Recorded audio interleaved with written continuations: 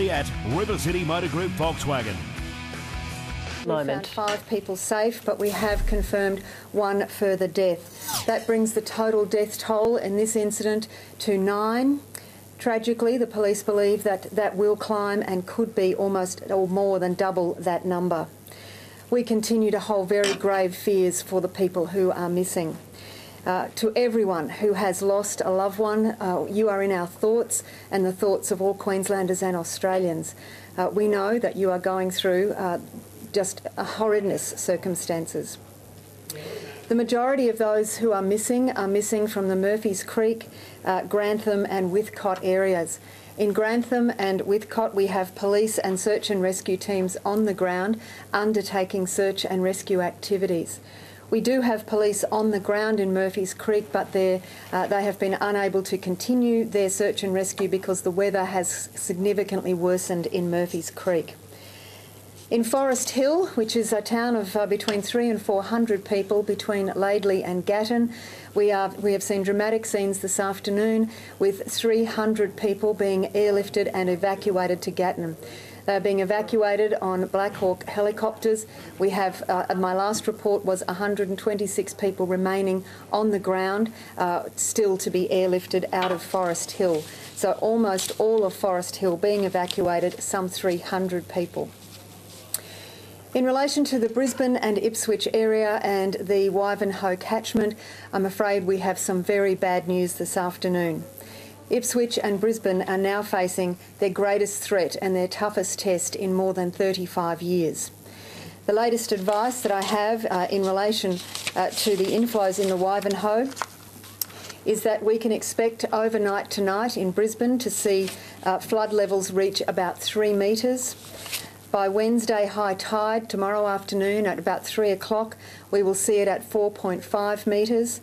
And the current predictions indicate that the river will continue to rise into Thursday, with flood levels expected higher than the 1974 peak.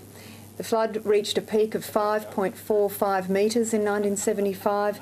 Our current modelling shows that with continued rain into Thursday, we will see the levels of the river reach higher than that.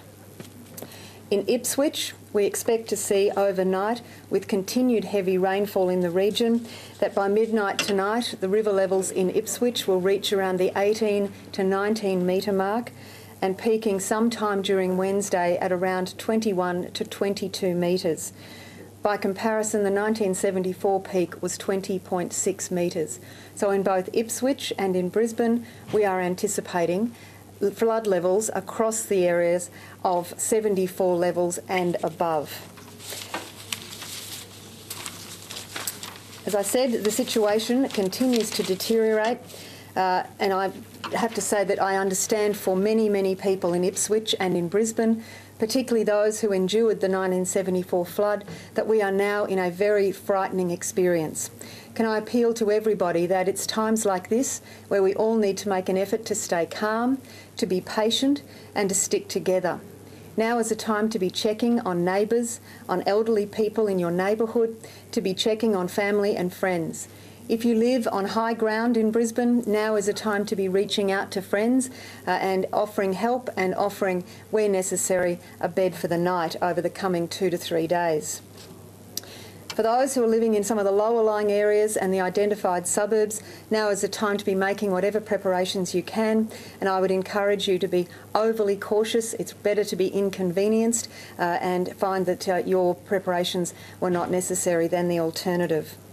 For those who are unlikely to be directly affected, I think the entire city of Brisbane, the Ipswich region and most of the southeast needs to prepare ourselves for enormous disruption.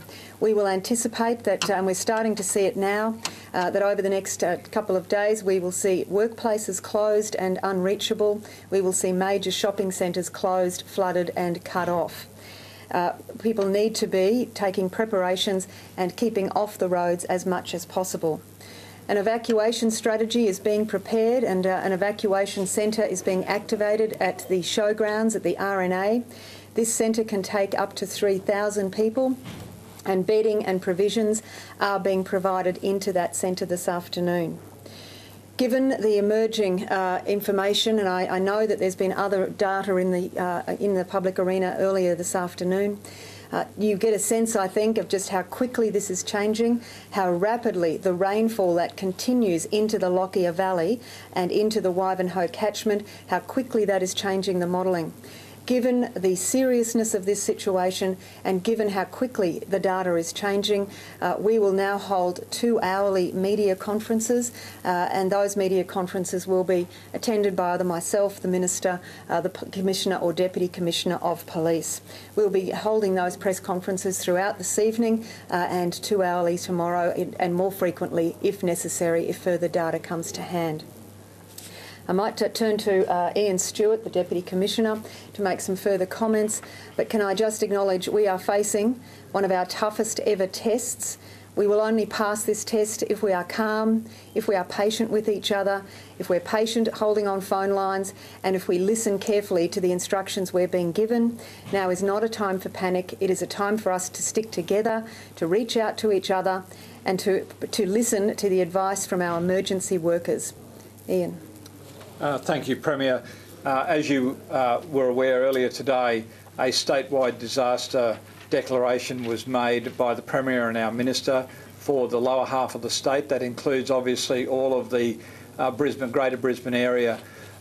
We would hope that police and emergency workers don't have to use any of those powers because, as the Premier said, this is not the time to balk when you are asked to leave or asked to support emergency workers in the way that we will help prepare the city for this certain flood event which will hit us over the next couple of days.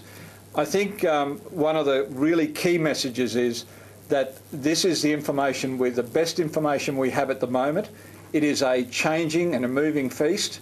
We would hope that we don't have to revise these figures up. But that is a real possibility depending on the inflows into the dam area and the rain systems that are currently above the Wivenhoe Dam catchment. So by giving you regular updates, we hope to prepare the city and the surrounding areas, including obviously Ipswich, for what is going to be a significant emergency for our community of Queensland. Premier Michael Usher from Channel 9, I mean, what you're talking about is so overwhelming. Are you equipped to handle this? Have you got the resources? I mean, many people you're talking about are being cut off. Can you get the emergency services to them to help them? We are bringing additional personnel to the task over the next couple of days to Ipswich and Brisbane. These are the sorts of events that our emergency staff prepare for on a regular basis. You've seen them out there doing an extraordinary job in places like Rockhampton and Emerald. They are up to this task, but they will need your cooperation. If you are asked to leave your property, please do not make the job harder for our emergency workers. They will not ask you to do this unless it is absolutely necessary. Are you now with the sort of numbers that you're talking about, is this beyond what has ever been planned for? This is an extreme event. The emergency services plan for these sort of events on a regular basis. They hope never to have to put those plans into place, but they are ready and prepared to do so when we get confirmation, as we have in the last half hour, of this sort of an event. I might invite Bruce Grady from Emergency Management Queensland to give you a bit more detail about the sort of preparation and training that's led up to this sort of ability. And could we address also in there the number of homes that might be affected in the Brisbane area? There were talks of 6,500 homes being flooded. Do we know whether that's on the money or not? The number of homes is currently being assessed by Brisbane City Council. They have the plans for that. I think the sorts of numbers you're talking about are at the lower end. There's certainly been a lot more properties than that affected. Whether the water gets over their floorboards or not is the work that the Brisbane City Council is currently doing. In terms of preparations, we do plan for devastating events. We've run scenarios as little as 6 to 8 weeks ago, where that was based on numbers around a flood in 1890, which was bigger than 74. So it's always difficult to deal with these things because they unfold so rapidly, but the plans are in place. We're confident that people know their roles, their responsibilities, what to do. It's now, as Deputy Commissioner Stewart said, it's time for the community to come together and for us to all pull in the same direction. The emergency services can't do this job by themselves.